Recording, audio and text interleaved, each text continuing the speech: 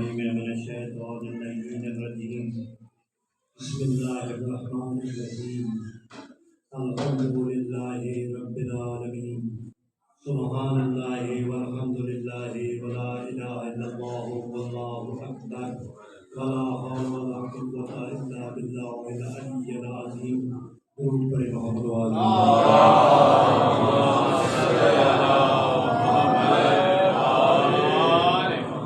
صلوات الله وصلوات ملائكته وأنبيائه ورسله وجميع خلقه على محمد وآل محمد والسلام عليه وعليهم ورحمة الله وبركاته. سلام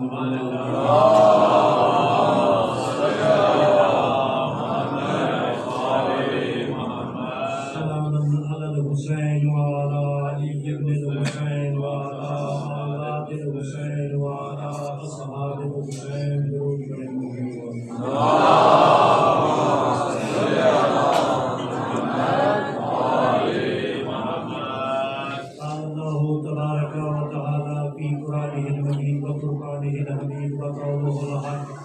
بسم الله الرحمن الرحيم وكل شيء أحصيناه في إمام مبين. درود پر محمد. اللهم صل على محمد وآل محمد.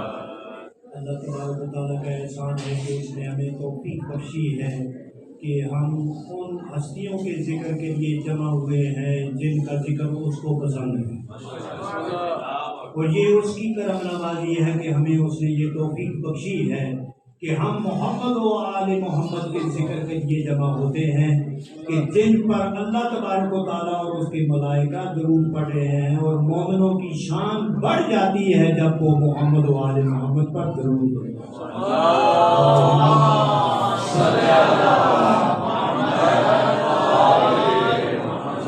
اللہ تعالیٰ ہمارے بھائی شبیر الحسنین کی توفیقات خیر میں اضافہ فرمائے، اور اللہ تعالیٰ ان کو اولاد نرینہ سے نوازے، زندگی والی نیک صالح اولاد نرینہ اللہ تعالیٰ عطا فرمائے. اور جتنے ہمارے بھائی اس مجلس میں ہیں، بہنیں ہیں، بیٹیاں ہیں، اگر وہ اولاد سے محروم ہے، اللہ تبارک و تعالیٰ ان کو بھی زندگی والی اولاد عطا فرمائے.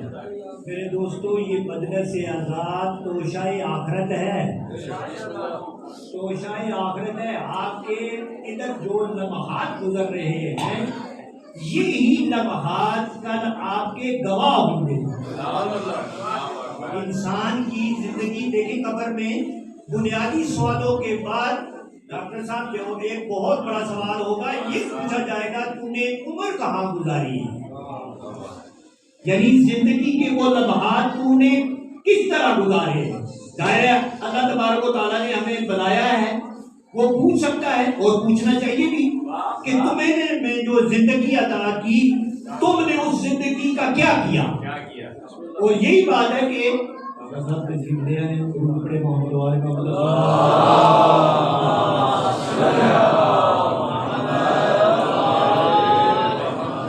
یہ توشائے آخرت ہے، اور محبت آل نبی محمد و آل محمد قرآن نے ہر کلمہ پڑھنے والے پر واجب کی ہے.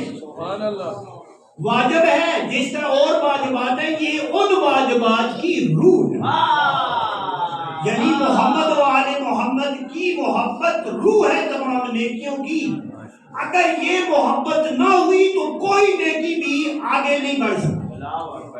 لہذا جاننا چاہیے. اور دیکھیں، آج ایک امام کی شہادت منائی جا رہی ہے، اور اسی سلسلے میں اور ہمارے اصول دین میں میرے دوستو امامت ہے. پہلا توحید، دوسرا عدل، تیسرا نبوت، چوتھا امامت. اب دیکھیں پانچواں قیامت. امامت اصول دین میں ہے. کیا مطلب؟ کہ رسول کے بعد امام کے وجود کا لازمی ضرورت ہے. کیوں؟ قرآن مجید کہتے ہیں وَلِكُلِّ قَوْمٍ ہاد، ہر قوم کا ایک ہادی ہوتا. اور اس کے ذہن میں، اسی کی تشریح کے ذہن میں رسول خدا نے فرمایا ہر قوم کا ہادی ہوتا ہے. میں ہادی ہوں اور میں نذیر ہوں، میرے بعد تمہارا ہادی میرا بھائی علی ہے. نعرہ حیدری.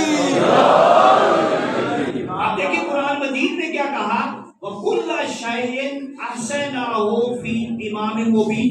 ہم نے ہر شے کا احاطہ یعنی گھیر کر ساری کی ساری چیزیں ہم لے آئے ہیں کس میں؟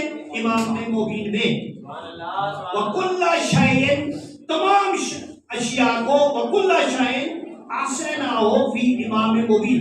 اچھا رسول خدا جب جا رہے تھے دنیا سے تو کیا چھوڑ کر گئے؟ دو چیزیں.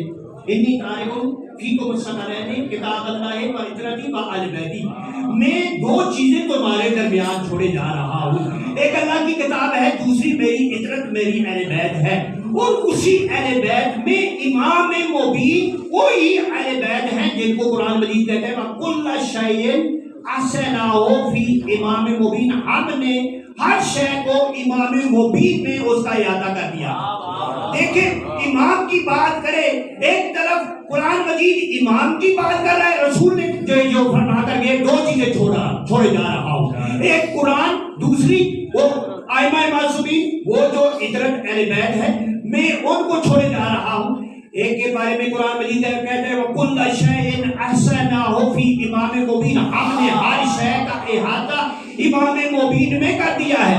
آپ کو کوفہ کی مسجد سے یہ صدا بلند ہوتی نظر آتی ہے سلونی سلونی قبل ان تفقدونی. پوچھو مجھ سے پہلے, اس سے پہلے کہ تم مجھے اپنے درمیان نہ پاؤ. کیوں؟ میں زمین کے راستوں سے آسمان کے راستوں کو زیادہ بہتر جانتا ہوں.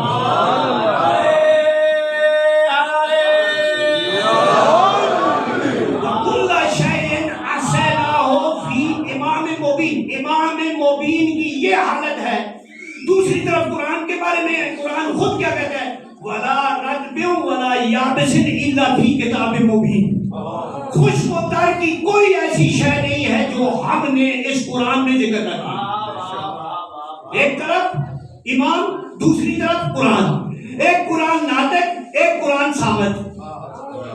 دونوں ہم بتا, دونوں ایک کے بارے میں کہ سارا کچھ ہم نے ایسا کر دیا. اچھا مجھے یہ بتائیں, جب قرآن مجید امام کی بات کر رہا تھا تو رسول کے زمانے کے لوگوں کو پتہ نہیں تھا؟ تو رسول بھی اپنے نوازوں کا جب طہارت بیان کرتے ہیں تو یہ فرماتے ہیں آذان ابنان امامان کہا اوقادا, میرے یہ دونوں نال حسن اور حسین تمہارے امام ہیں. اچھا امت کو نہیں پتا تھا کہ یہ رسول کیا فرما رہے ہیں, یہ نہیں پتا تھا. قرآن ادھر بتا رہا ہے اور ایک جگہ قرآن مجید کہتا ہے وَجَعَلْنَاهُمْ أَئِمَّةً يَهْدُونَ بِأَمْرِنَا. ہم نے ان کو امام بنایا جو ہماری حکم سے ہدایت کرتے ہیں. یہ کن اماموں کی بات کر رہا ہے قرآن؟ کن ائمہ کی بات کر رہا ہے قرآن مجید اور خود کہہ رہا ہے. اور دیکھیں جب ابراہیم علیہ السلام کو امامت کی بات ہوئی وَإِذِ ابْتَلَىٰ إِبْرَاهِيمَ رَبَّهُ بِكَلِمَاتٍ فَأَتَمَّهُنَّ. قرآن مجید سورہ بقرہ میں کہتا ہے جب ہم نے ابراہیم علیہ السلام کا امتحان دیا فَأَتَمَّهُنَّ, اور وہ اس میں 100% کامیاب ہوئے. فَأَتَمَّهُنَّ کہ ہم نے ان قَالَ إِنِّي جَاعِلُكَ لِلنَّاسِ إِمَامًا. ابراہیم میں تمہیں لوگوں کا امام بناتا ہوں. کیا مطلب ہے؟ لوگ بنا سکتے ہیں امام یا اللہ تعالیٰ کا کام ہے امام بنا؟ لوگ بنا سکتے ہیں. ادھر کیا کہا انی جاعلک للناس اماما, میں تمہیں لوگوں کا امام بناتا ہوں. قال ومن ذریتی, کہا میری ذریت میں بھی امام بنائے گا. تو آگے اللہ تبارک و تعالیٰ نے شرط عائد کی قال لا ینال احد الظالمین, میرا یہ عہدہ کسی ظالم تک نہیں پہنچے گا.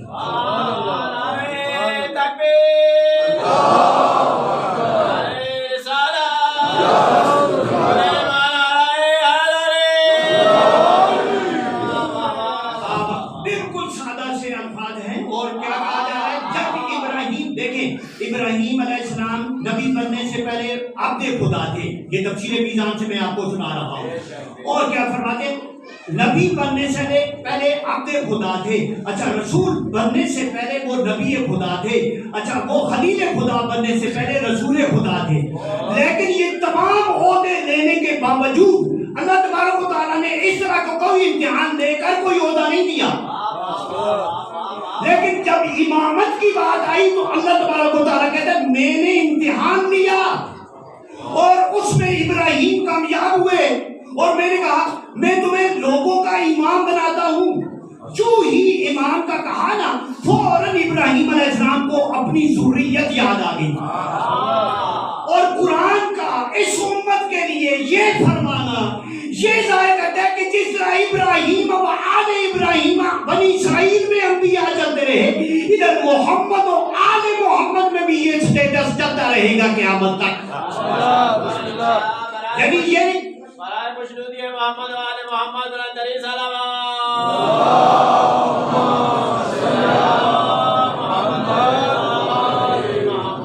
یعنی ابراہیم علیہ السلام نے جب یہ درخواست کی، جو ہی دیکھا کہ یہ بہت قبولیت دعا کا وقت ہے، فوراً جو ہی یہ ٹائٹل ملا امامت کا تو فوراً کہا وَمِن ذُرِّيَّتِي، لیکن من لگا ہے. یعنی کیا مطلب؟ میری ساری اولاد امام نہیں ہوگی، وَمِن ذُرِّيَّتِي میری اولاد میں سے بھی. تو اللہ تعالیٰ نے کہا لا ینالو عہد الظالمین، میرا یہ عہدہ ظالموں کو نہیں پہنچے گا. کیا مطلب؟ جب بھی امام بناؤں گا، پہلے کہا میں بناؤں گا، اور جب بھی بناؤں گا معصوم امام ہوگا. یہ جو کہا لا ینالو عہد الظالمین کہ یہ میرا عہدہ کسی ظالم کو، ظالم سے کیا مراد ہے؟ یعنی ظالم سے مراد ہے ایک وہ آدمی جس نے اپنے نفس پر ظلم کیا. بس دیکھیں قرآن مجید نے باقاعدہ دعا تعلیم کی ہے، ربنا ظلمنا انفسنا وان لم تغفر لنا وترحمنا لنکونن من الخاسرین. یا اللہ میں نے اپنے نفس پر ظلم کیا. ایک ہے اپنی جان پر ظلم کرنا، ایک ہے کسی دوسرے پر ظلم کرنا. ان اللہ لا یحب الظالمین، اللہ تعالیٰ ظالموں کو پسند نہیں کرتا. یعنی کسی نے کسی پر بھی ظلم کیا. اچھا ایک اور جگہ شرک سے بڑا ظلم، ان الشرک لظلم عظیم. خود قرآن مجید میں سورہ لقمان میں حضرت لقمان کی زبان کا ان الشرک لظلم عظیم کہ شرک سب سے بڑا ظلم ہے.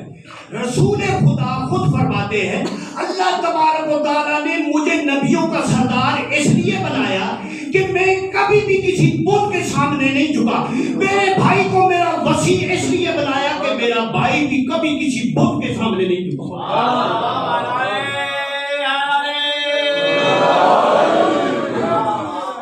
یعنی یہ وہ ہیں جن کو اللہ نے بنایا. پہلے کہتے ہیں امام بنانا میرا کام ہے، لوگ نہیں بنا سکتے. جس طرح 1,24,000 انبیاء میں کسی نبی کے لیے اللہ تعالیٰ نے الیکشن کروایا. کہے نا کوئی یہ جو کہتے ہیں اسلامی جمہوریت جو ہے، جمہوریت اسلامی طرز حکومت ہے، جمہوریت اسلامی طرز حکومت ہے. جمہوریت تو یہ کہتی ہے 99 گدھے ایک طرف ہو جائے، ایک آدمی ایک طرف ہو جائے، گدھے جیت گئے. آپ کہیں کہ یہ جمہوریت اسلامی طرز حکومت ہے. اسلامی نہیں تو اگر اسلامی ہے تو 1,24,000 انبیاء میں اللہ تعالیٰ نے کس کا الیکشن کرایا؟ اللہ تعالیٰ الیکشن نہیں کراتا، وہ سلیکشن کرتا. کیوں؟ یہ خود کہا ان اللہ اصطفیٰ آدم ونوحا وآل ابراہیم وآل عمران علی العالمین. میں نے چنا ہے، وہ چنتا ہے، استفا کرتا ہے. کسی کو مصطفیٰ بناتا ہے، کسی کو مرتضیٰ بناتا ہے، کسی کو مصطفیٰ بناتا ہے، کسی کو مرتضیٰ بناتا ہے، کسی کو مجتبیٰ بناتا ہے. اس کی سلیکشن میں میرے دوستو ہم جس کو سلیکٹ کرتے ہیں دوسرے دن جوتے مارنے کے لیے تیار ہیں. یا نا کبھی گدھے پر اس کو بٹھا کر جوتے مارنے کے لیے تیار ہو جاتے ہیں. کیوں؟ ہم ہیں ناقص العقل. ہماری عقل کتنے دور تک نہیں دیکھ سکتی. اللہ تعالیٰ ہے ان اللہ علیم بذات الصدور، وہ دلوں میں گزرنے والے خیالات کو بھی جانتا ہے. ان آل محمد کو چن کر، آل ابراہیم کو چن کر کیا کہتا ہے جملہ عبداللہ آیت کریمہ کی طرف توجہ کرے. ان اللہ اصطفیٰ آدم ونوحا وآل ابراہیم وآل عمران علی العالمین. اس نے آدم کو چنا، نوح کو چنا، آل ابراہیم کو چنا، آل عمران کو چنا. ذریۃ من بعضها من بعض، یہ آپس میں ایک دوسرے کی ذریت ہے، کوئی آؤٹ سائڈر نہیں ہے. یہ آپس میں ایک دوسرے سے ہے. اور ان اللہ سمیع بصیر، اللہ تعالیٰ سن بھی رہا ہے، وہ دیکھ بھی رہا ہے. کیا مطلب؟ جن کو میں چن رہا ہوں میں ان کی ساری زندگی کا ضامن ہوں. وہ جو کہیں گے میں جانتا ہوں، جو کریں گے میں دیکھ. اس پیمانے پر ذرا کوئی لائے نا اپنا، ذرا اس اسٹینڈرڈ پر ذرا لائے اپنے آدھی کو، اپنے اس رہنما کو اس اسٹینڈرڈ پر لائے جو قرآنی اسٹینڈرڈ ہے. انسان کے اسٹینڈرڈ اور ہیں، رحمان کے اسٹینڈرڈ اور ہیں. آپ رحمانی انسانی سٹینڈرڈ والے کو کبھی بھی پیچھے نہیں کر سکتے. لہذا رسول خدا دیکھیں 1,24,000 انبیاء کے مجمع میں 1,24,000 صحابیوں کے مجمع میں رسول خدا نے اپنے بھائی علی کی بیعت لی. بیعت اس طرح نہیں کہ کسی کونے میں بیٹھ کر نہ 3 دن تک سارے جتنے صحابی تھے ان کے ہاتھوں پر علی علیہ السلام کے ہاتھ پر بیعت لی. اور پھر کوئی کہ ہمیں نہیں پتا کہ ایمان دیکھیں 3 ایمان تو رسول کے اپنے گھر سے بال پوس کر دیے. میرے کہا مولا علی علیہ السلام جو پہلے ایمان ہیں 33 برس رسول خدا نے پرورش کی.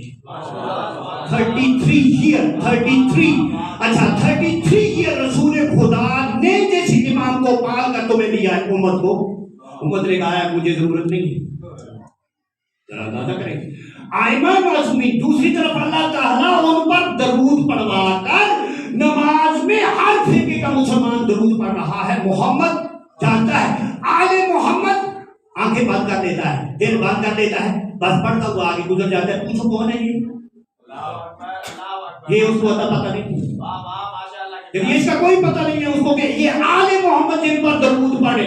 اچھا ابراہیم اب آل ابراہیم آتا ہے تو اچھل اچھل کر پڑھتے. اور جب محمد و آل محمد یعنی آپ رسول خدا کے کس قدر سگے ہیں کتنے محب ہیں. اصل میں مروڑ ہی رسول کی محبت کا ہے. اگر رسول کا صحیح احترام ہو کبھی بھی رسول کی آل سے کبھی بھی آدمی بغض نہیں رکھ سکتا. اگر آپ کو یاد ہو تو میں نے 13 رجب کو جو پڑھا تھا ایک مرتبہ درود پڑھا تھا.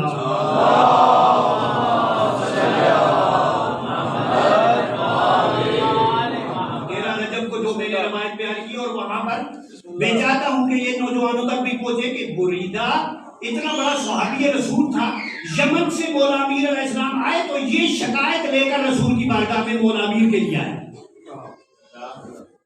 اب یہ بات سننے کی ہے اور آج کا ریسرچ کا زمانہ ہے فوراً آپ گوگل کریں اور دیکھیں.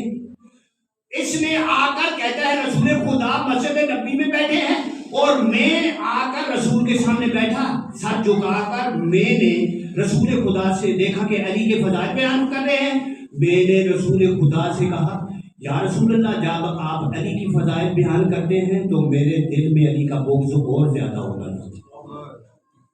رسول کے زمانے میں میرے دوستوں رسول کے زمانے میں رسول کا صحابی کہہ رہا ہے کیا کہتا ہے کہ جب بھی آپ علی کے فضائل بیان کرتے ہیں تو میرا دل جو ہے علی کے بغض میں یہ دھڑکنے لگتا ہے.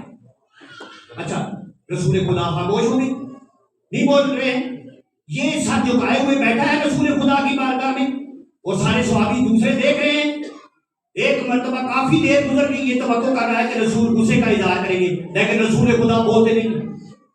کافی دیر تو گزر گئی نا تو اس نے اوپر سر اٹھا کر دیکھا نا اس بریدہ نے تو کیا کہا دیکھتا کیا ہے رسول خدا سردی کا موسم ہے لیکن اس قدر غضب چہرے پر آیا ہے کہ پسینے سے آپ کی داڑھی مبارک اور داڑھی سے بھی ہوتے ہوئے پسینے کے قطرے زمین پر گر رہے. آپ سمجھ رہے ہیں کہ کس طرح کی صورتحال ہے. اچھا ایک مرتبہ اس نے سمجھ گیا کہ میں نے بہت بڑی غلطی کی. کیا کہتے یا رسول اللہ مجھے معاف کر دے میں نے غلطی کی. کس کو مخاطب ہے رسول خدا کو. کیا کہتا ہے بریدہ یا رسول اللہ مجھ سے غلطی ہوئی ہے مجھے معاف کر دے. پھر بھی رسول خدا نہیں بولتے.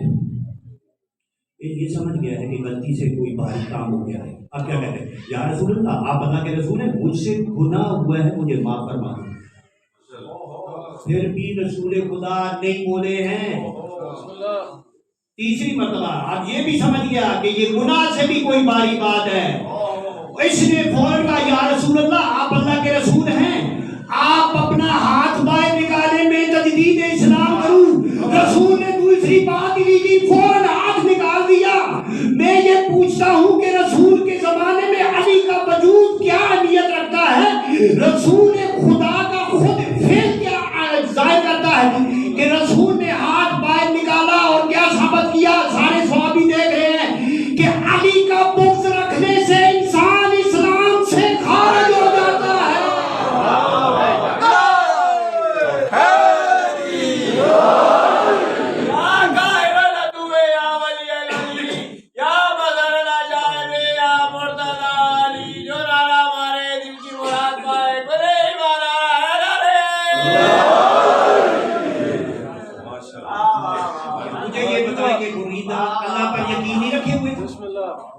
اللہ پر یقین تھا نا، تو ان کو مان رہا ہے، مان رہا ہے. اچھا رسالت کو مان رہا ہے، نہیں مان رہا ہے. لیکن ایک رسول کے اس بھائی کو کہ اگر وہ جزو ایمان نہیں ہے تو پھر وہ کیوں دائرہ اسلام سے خارج ہو رہا؟ تجدید اسلام کیوں کیا ہے رسول کے ہاتھ پر؟ تجدید اسلام کرنا یہ ظاہر کرتا ہے کہ دائرہ اسلام سے نکل گیا ہے علی کا بغض رکھتے ہوئے، علی کا بغض رکھنے کی وجہ سے، علی کا بغض. اچھا ایک اور میں ہمارے اہل سنت بھائیوں کے چوتھے امام ہیں امام احمد بن حنبل. ان کے پاس ان کے ماننے والے آئے اور انہوں نے کہا یہ جو حدیث ہم تک پہنچی ہے کہ رسول خدا نے فرمایا یا علی انت قسیم النار والجنہ، آیا اس میں کس حد تک صداقت ہے؟ معمولی سے آدمی کے پاس نہیں آئے ہیں. ہمارے اہل سنت بھائیوں کے چوتھے امام ہیں امام احمد بن حنبل. ان کے پاس ان کے ماننے والے آ کر پوچھتے ہیں کہ آیا یہ حدیث ٹھیک ہے کہ رسول خدا نے، حدیث والے کہتے ہیں کہ حدیث ہے کہ یا علی انت قسیم النار والجنہ کہ تو.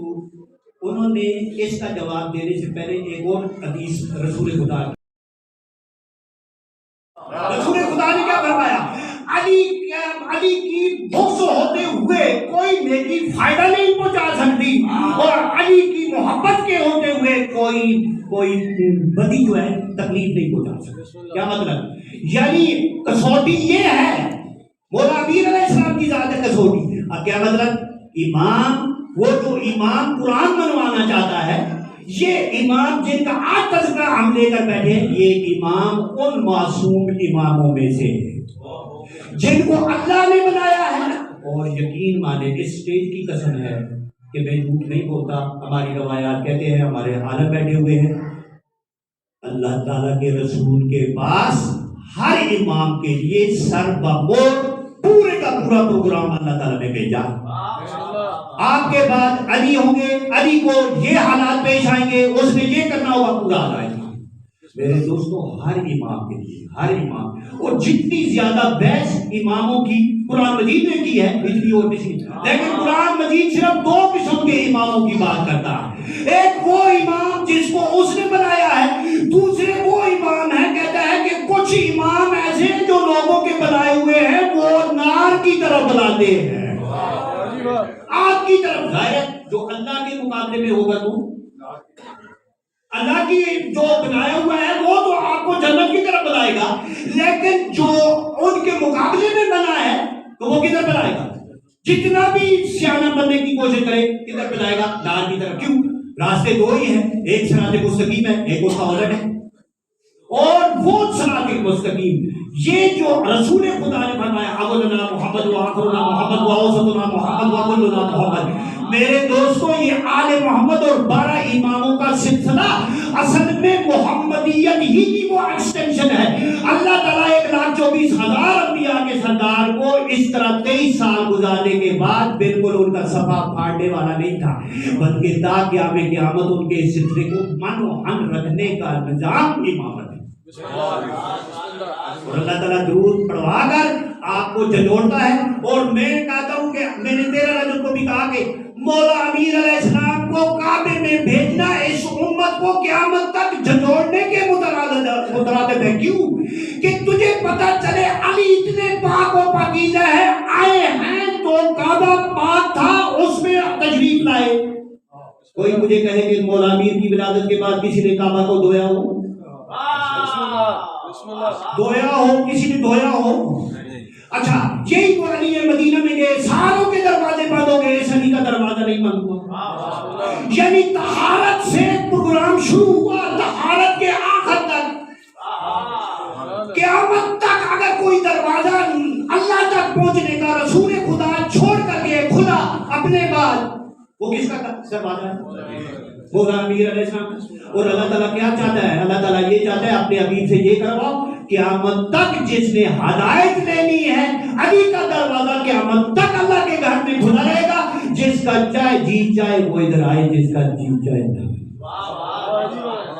میرے دوستو یہ امامت ہے، اور یہ اس امامت کی معرفت حاصل کرنا بہت ضروری ہے. اور امام موسیٰ کاظم علیہ السلام جواب دے کس طرح کی زندگی گزاری ہے امام علیہ السلام نے. میں انشاءاللہ مفصل اس پر بحث کروں گا ہمارے وہ جب نیکسٹ 25 رجب کو انشاءاللہ ہمارے مظفر بھائی کے گھر میں اسی امامت پر گفتگو ہوگی. آج کی ٹائم شارٹ ہے اور ہمارے مہمان جن کو ہم سننا چاہتے ہیں وہ ہے. میں صرف چند جملے امام علیہ السلام کی. کہتے ہیں امام موسیٰ کاظم علیہ السلام 14 سال قید رہے. 14 سال. لیکن دروغہ جیل یہ کہتا ہے کہ کبھی بھی امام نے اپنی کسی مصیبت کا ذکر نہیں کیا. جب بھی اٹھتے تھے تو کہتے تھے ہائے میری دادی زینب، ہائے میری دادی زینب. اور ایک دفعہ دروغہ ایک مرتبہ دروغہ اتنا تنگ ہوا، اس نے کہا آپ پر کس قدر مصیبت ہے کہ 14 سال سے آپ ایک ایسے تہہ خانے میں ہیں جہاں کوئی روشنی نہیں آتی، آپ صرف کھڑے ہو سکتے ہیں. میں حیران ہوں آپ نے کبھی اپنی مصیبت کا ذکر نہیں کیا. کیوں؟ آپ نے فوراً دروغہ سے کہا تو نے انصاف نہیں کیا، تو نے انصاف نہیں کیا. میں ادھر بڑے آرام میں ہوں لیکن میری اس دادی زینب کا ہم پر احسان ہے. 1445 کلومیٹر کے سفر میں ان بے پناہوں کے اونٹوں پر جہاں پر اجتماع باغی باغی کے نعرے لگاتا تھا، ہماری دادی زینب اسی وقت اپنے بھائی کا دفاع. یہ آزاد یہ حسین کا مشن کربلا میں ختم ہو جاتا اگر بی بی زینب نہ ہوتی. بی بی زینب کے مصائب یاد کر کے امام موسیٰ کاظم علیہ السلام جیل میں زاروں قطار ہوتے تھے. اور آپ کو اندازہ نہیں ہے کربلا کا سارا واقعہ بیان کر کے امام موسیٰ علیہ السلام کی مظلومیت بیان فرماتے تھے تاکہ لوگوں کو پتہ چلے میں جیل میں ہوں، میں آرام میں ہوں، لیکن وہ جو مصیبت گزری ہے یہی وہ امام ہے نا جن کا جنازہ آ کر پورے بغداد پر رکھ دیا گیا. اور دیکھو اعلان کچھ اور ہو رہا تھا، بہت عجیب اعلان ہو رہا تھا، لیکن ایک بڑائی کو رات کو خواب میں بی بی پاک زہرا آئی ہے کہ کل اس پل پر ایک میرے بیٹے کا جنازہ آئے گا، تو وہاں اس کی ہتھکڑیاں بھی اتارنا اور ایک باکس بنا کر لے جانا، اس کو اس میں دفن کرنا. کہتے ہیں وہ جب لوہار کڑیوں پر جب بھی ایک چھری رکھ کر ہتھوڑا چلاتا تھا نا، چھری اور کڑی نہیں ٹوٹتی تھی میرے دوستو، امام کی ہڈی ٹوٹ جاتی تھی. ایک مرتبہ جب مسلسل ہڈی پر ہڈی ٹوٹتی گئی نا، اس نے ہاتھ جوڑ کر کہا بی بی میں نے بڑی کوشش کی ہے کہ اس اسیر کی کڑیاں میں نے کاٹوں لیکن کڑی نہیں کٹتی، نہ جانے ہڈیوں